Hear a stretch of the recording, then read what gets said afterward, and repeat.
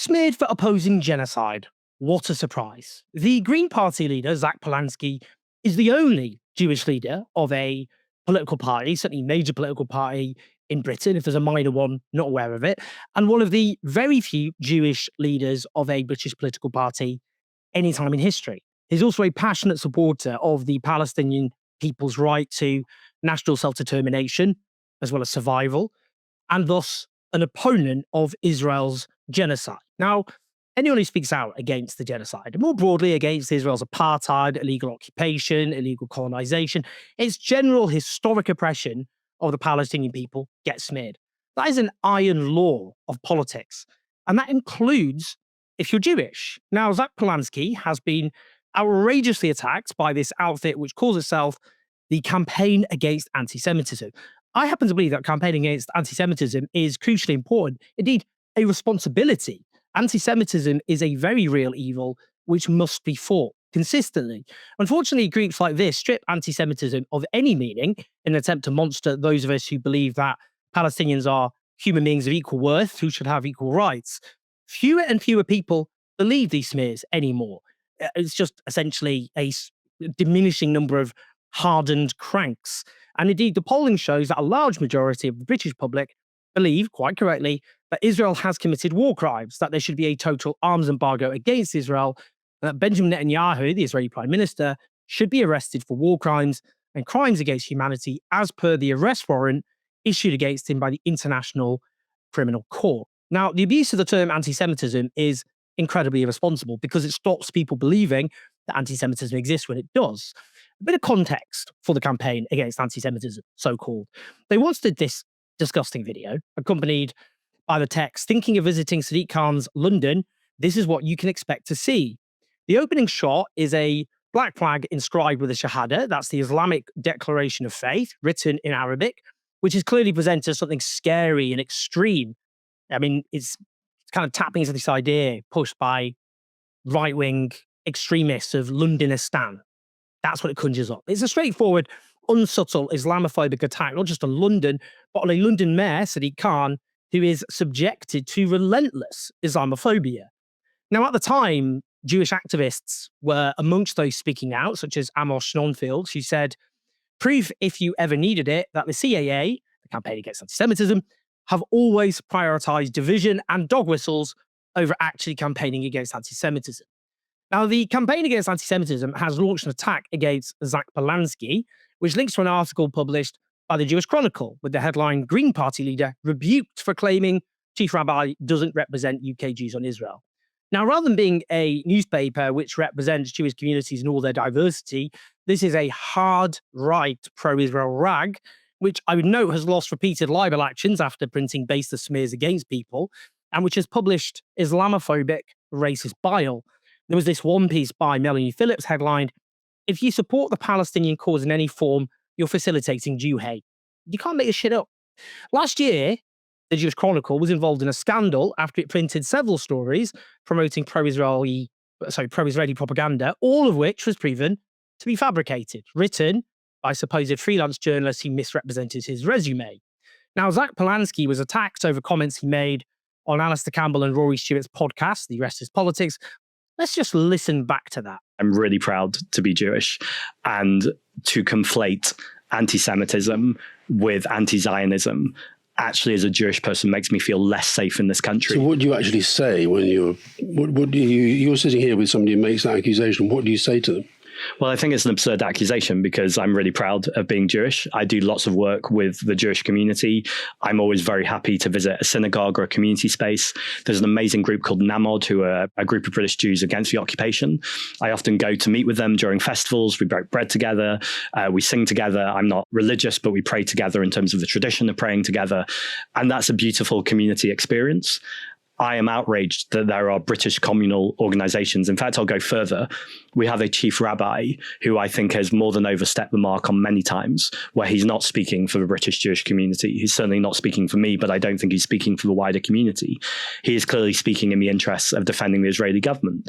Now, as a personal view, he's totally entitled to do that, and I'm totally entitled to disagree with him. But as someone with the role of chief rabbi, to politicize what's happening in Israel as a defense of the Jewish community in Britain, I think is deeply damaging. damaging in the same way as so many things within our politics, where politics and people's ideas and personalities get mixed. We end up in a dangerous place where institutions crumble. Now, the so-called campaign against anti-Semitism say, appearing on the Rest is Politics podcast, Green Party leader Zack Palansky attacked Chief Rabbi Ephraim Mirvis, claiming he does not speak for the wider community after accusing him of speaking in the interest of defending the Israeli government. Well done. An accurate statement by this outfit in terms of the accusation that Zack Palansky made. The correct one. We'll talk about that. They go on to say the Green Party leader escalated further on social media, posting not really an accusation when the evidence is pretty blatant, end the genocide, bravo Zack, alongside a statement from the Chief Rabbi's office condemning Hamas and warning that recognition of a Palestinian state was celebrated by terrorists while hostages remain in chains. Mr. Palansky's attacks are not criticism, they are a direct assault on British Jews and the leadership of the Jewish community. His behaviour is reckless, dangerous and unacceptable. Campaign against anti-Semitism's representative polling shows that 72% of British Jews believe the Green Party is too tolerant of anti-Semitism among MPs, councillors and members. Its leader's words go some way to confirming why. Okay, here we go. The Jewish leader of the Green Party is accused of a direct assault on the Jewish community. It is clear that because of Palansky's courageous, principled opposition to Israeli genocide and war crimes, the smears against the Green Party over anti-Semitism will only intensify. Now, Zack Palansky himself has noted that the polling shows that there's growing numbers of British Jews who are going to the Green Party. And we'll talk about why that might be happening based on other polling. But actually, he is winning over growing numbers of Jewish Brits. I just want to start with what was said about the Chief Rabbi. The journalist Rivka Brown, herself Jewish, writes, the truth is the Chief Rabbi doesn't represent UK Jews in anything. He represents the 39% who are Central Orthodox. That's the denomination he belongs to. That's what the Chief Rabbi refers to. According to the 2022 NJIS survey, whose data includes only the 57% of British Jews who belong to a synagogue. So he represents 22% of Jews at most. Now, let's just talk about the positioning of the Chief Rabbi. In January 2024, he did a speech at a British synagogue in which he said, we can be proud of our values. Which other army in the world puts its own soldiers at risk in the effort to minimize casualties amongst innocent civilians? I'm not joking, that's what he said. He added, the Jewish people is showing incredible strength at this trying time, none more so than our heroic soldiers.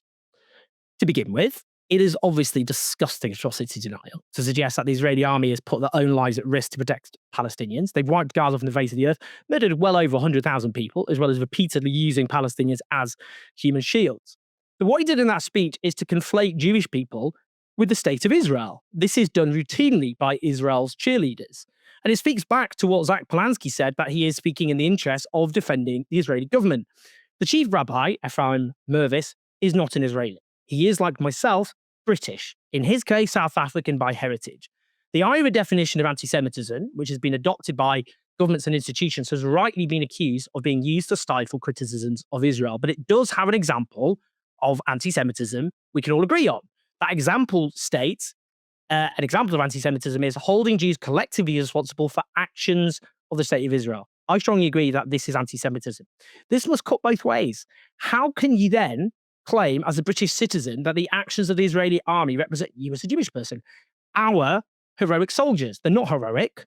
I mean, carpet bombing Gaza from the air and slaughtering children, including overwhelming evidence, for example, of children, Palestinian children, being sniper shot in the head and the chest, or up to 2,000, as just one example, unarmed aid seekers being mowed down as they try and get aid for their starving families. Our heroic soldiers. Disgusting. Not his soldiers. He's British. His army is the British army. The British army has committed war crimes, by the way. We can talk about that. But those are the soldiers he should be talking about, not the Israeli army, not his army. He's not Israeli. Just a fact. But again, what you can see there is someone who treats Israel as a state which is the state, firstly, he conflates with Jewish people, but a state he is uncritically cheerleading for as it commits a genocide against the Palestinian people. And he has, as Zack Palansky noted, used his position to oppose the establishment of a Palestinian state and Palestinian self-determination. Now, the truth is that Jewish Brits are increasingly challenging Israel and its crimes. That understandably frightens Zionists. In the latest polling, less than half of Jewish Brits in their 20s identify as Zionists, compared to 77% of Jewish Brits in their 50s. A quarter of Jewish Brits in their 20s identify as anti-Zionist, compared to just 7% of Jewish Brits in their 50s. And another fifth identify as non-Zionist, that is, again, Jews in their 20s, compared to just 8% of Jewish Brits in their 50s saying they're non-Zionist. There is a generational shift taking place. They're scared about it. I would be if I had their position, but it's still a fact. Now, Zack Palansky mentions the incredible British Jewish peace movement, NAMOD. Everyone should check them out, especially if they're Jewish Brits. They speak for ever-growing number of British Jews. Now, the shift is even more pronounced in the United States, which has a much bigger Jewish population, which by history has tended to be progressive by American standards. Indeed, a Jewish population similar in size to Israel's. There, 6 in 10 Jewish Americans believe Israel, correctly, has committed war crimes, and 4 in 10 believe it's guilty of genocide. But amongst Jewish Americans under the age of 35, 50% think Israel has committed genocide. Back in Britain, by the way, just talk about this, I would note that the former Labour leader Ed Miliband, who's much less radical than Zack Palansky, no offence, also came under attack when he was leader of the Labour Party for milder critiques of Israel and for supporting a Palestinian state. Here's some headlines from the time. Miliband's positions on Israel concern UK Jews. Ed Miliband has a very Jewish problem. Labour's first Jewish leader is losing the Jewish vote was the headline of a piece by the odious Dan Hodges in the Daily Telegraph, with the subheading, "The Jewish community is preparing to break with Labour and Miliband needs to ask himself why." Here's another one. Labour funding crisis. Jewish donors drop toxic Ed Miliband. That was in The Independent with the subheading, "The leader's principled, in quotes, stance on Palestine deters backers, forcing party to, again in quotes, to go to the unions with begging bowl." Headlines about Maureen Lipman at the time, a Jewish actor, abandoning her lifetime support of Labour and saying she would vote for almost any other party at the general election, partly in protest at Ed Miliband's support for recognising the Palestinian state. Or how about Ed Miliband's position in Israel has been attacked by former Labour ministers, Jewish party supporters, and the Jewish Leadership Council? Or in The Spectator at the time, 2015, Jews against Miliband. He'd be the first Jewish prime minister since Disraeli. So why is a swing voting community overwhelmingly backing the Tories? Ed Miliband could have been the first Jewish prime minister since Benjamin Disraeli in the 19th century. In that case, Disraeli had converted to Christianity as a child, by the way. But he came under attack, Ed Miliband, by those who conflate not just support for Israel, but actually uncritical support for Israel with being Jewish. And the fact that Ed Miliband was Jewish did not mean he was excluded from being attacked. Zack Palansky is showing real courage and principle. History is going to judge him and everyone else who took a stand to be on the right side of history.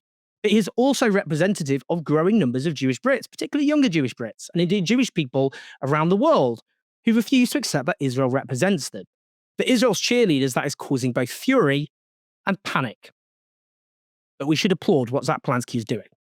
And I would note he needs support because I would say these attacks are only just beginning. Please like and subscribe. Help us take on the dire mainstream media in this country, which facilitated the genocide. Wouldn't have been possible without them. At patreon.com/7Jones84, you make all of this possible. I keep saying I'm writing this book, The Fall of the West. When I finish that, we'll focus on the channel a lot more. But in any case, thank you for keeping the show on the road. Share the video, press like, subscribe, leave your comments. I'll speak to you in a bit.